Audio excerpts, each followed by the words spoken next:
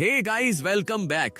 कहानी की शुरुआत होती है पति पत्नी की टकरार से, जहां गुस्से में पत्नी मैरी बिना रास्ता देखे जंगल की ओर निकल पड़ती है। लेकिन वो भूल चुकी थी कि हर जंगल खूबसूरत नहीं होता और हर कुत्ता वफादार नहीं होता। ये जंगल रहस्यमयी शक्तियों से घिरा था जो इंसान को उसकी ही उलझनों में फंसा लेता है। मैरी अपने हस्बैंड जेसन से नाखुश थी क्योंकि पिछली रात प्रमोशन पार्टी में उसने नशे में कुछ ऐसा गंदा काम कर दिया था कि अब मैरी तलाक देने पर अड़ गई थी, जबकि जेसन बार बार कह रहा था कि सब उसकी गलती नहीं थी, बस नशे का असर था।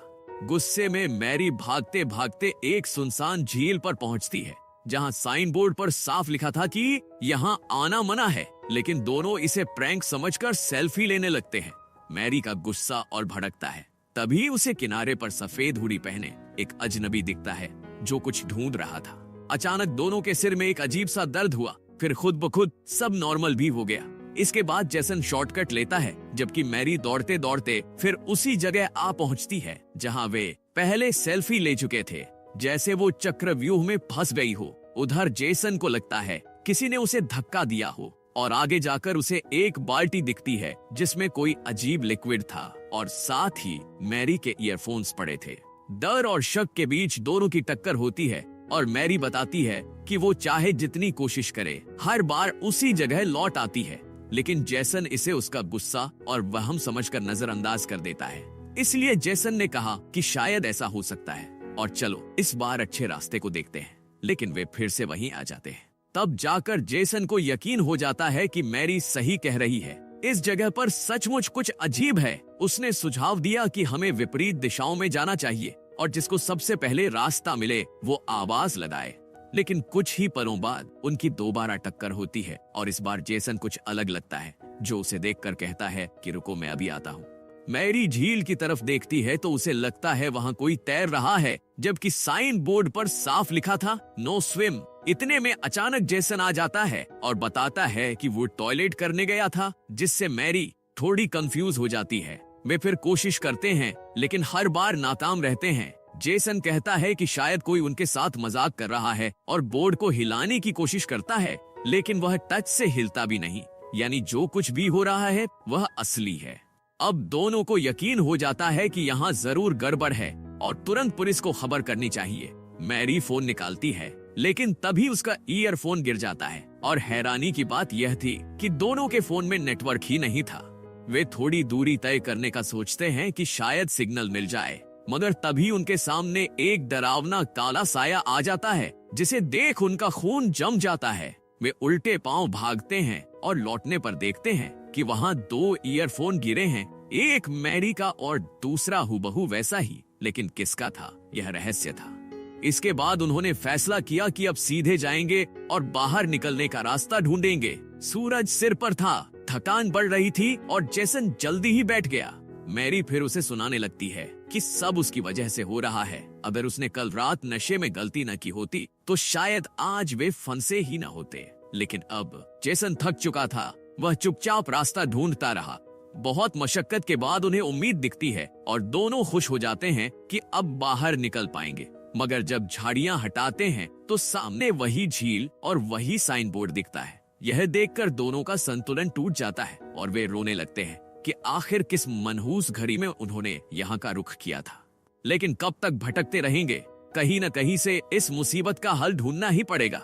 इसी सोच में डूबे दोनों को अचानक कानों में किसी के हंसने की आवाज आती है, जो कह रही थी कि यहाँ से चले जाओ वरना खुद को ढूंढते रह जाओगे। ये आवाज किसकी थी कुछ समझ नहीं आया। तभी दूसरी आवाज गूंजती है जो तेज तेज हंस रही थी और उसके पीछे करने पर फिर वही काला साया दिखता है। इस बार वे भागे नहीं बल्कि उससे बात करने की कोशिश करते हैं, लेकिन वह अपनी जगह से हिला भी नहीं। जेसन ने उस पर पत्थर फेंका, फिर भी कोई असर नहीं हुआ।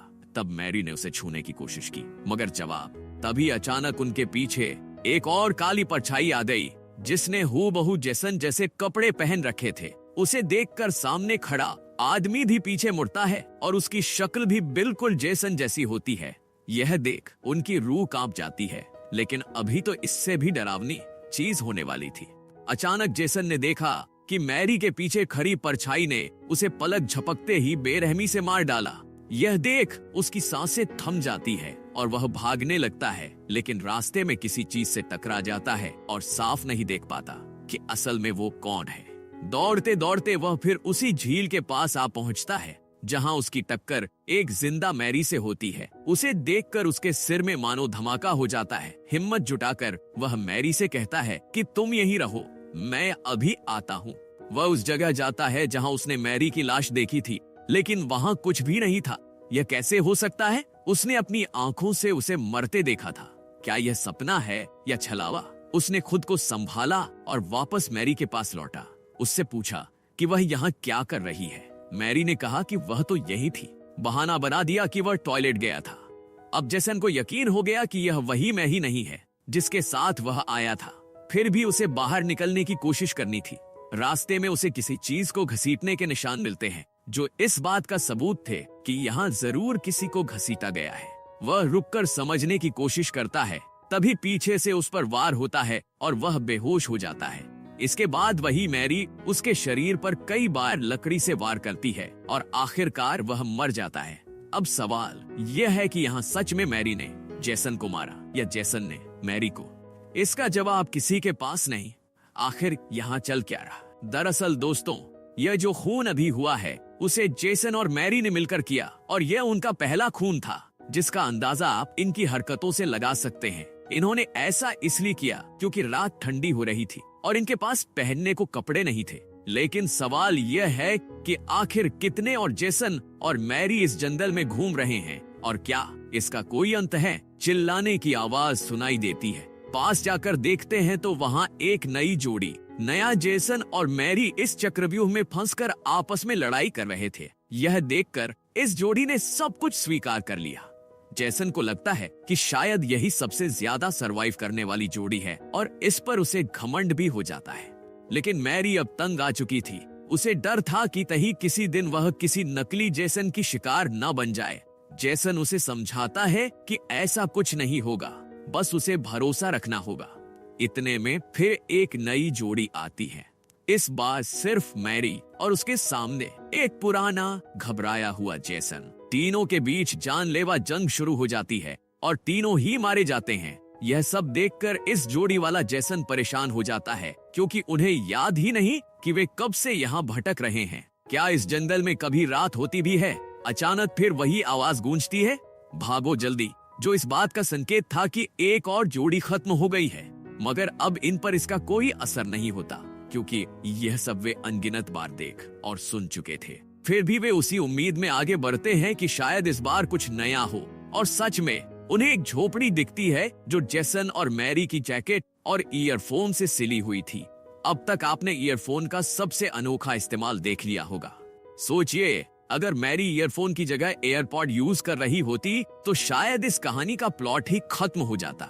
खैर, इस झोपड़ी को देखकर दोनों हैरान रह जाते हैं क्योंकि इसे उन्होंने नहीं बनाया था। यानी कोई और भी है जो इनसे पहले यहाँ आया था और उसी कपल ने इतनी मेहनत से इसे तैयार किया। मगर अब सवाल यह है कि वो लोग कहाँ गए? इन्होंने अंदर जाकर चेक किया तो वहाँ इन्हें एक फोटो मिली जो इन्हीं की थी, लेकिन उसके पीछे झील में कोई खड़ा था जो इन्हें सेल्फी लेते हुए देख रहा था।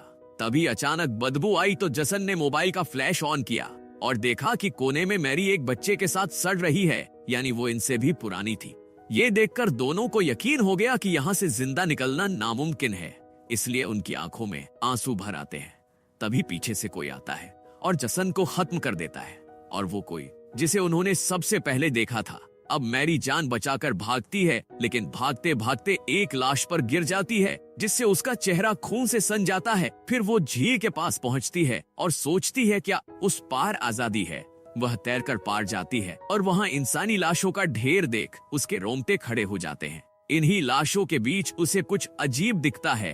तभी एक काले कपड़े वाला उस पर हमला करता है। हमला करने वाली कोई और नहीं बल्कि सबसे पुरानी मैरी थी, जो अब आदमखोर बन चुकी थी। कुछ देर बाद वही मैरी उस मरी हुई मैरी को घसीटकर झोपड़ी के पास लाती है जहाँ ढेरों एयरफोन्स पड़े थे और पास ही जेम्स बैठा था। दोनों मिलकर उस मैरी का मांस खाते हैं। यानी ये सिलसिला कभी खत्म नहीं होगा। ये जंगल एक टाइम लूप है। पर सवाल ये है कि क्या हर बार सिर्फ जेसन और मैरी ही यहाँ फंसेंगे? शायद नहीं, आने वाले समय में कोई और भी यहाँ आ सकता है और उनका शिकार बन सकता है। आपको कहानी कैसी लगी हमें कमेंट में बताइए। मिलते हैं अगले वीडियो में। Thank you so much for watching. Peace out.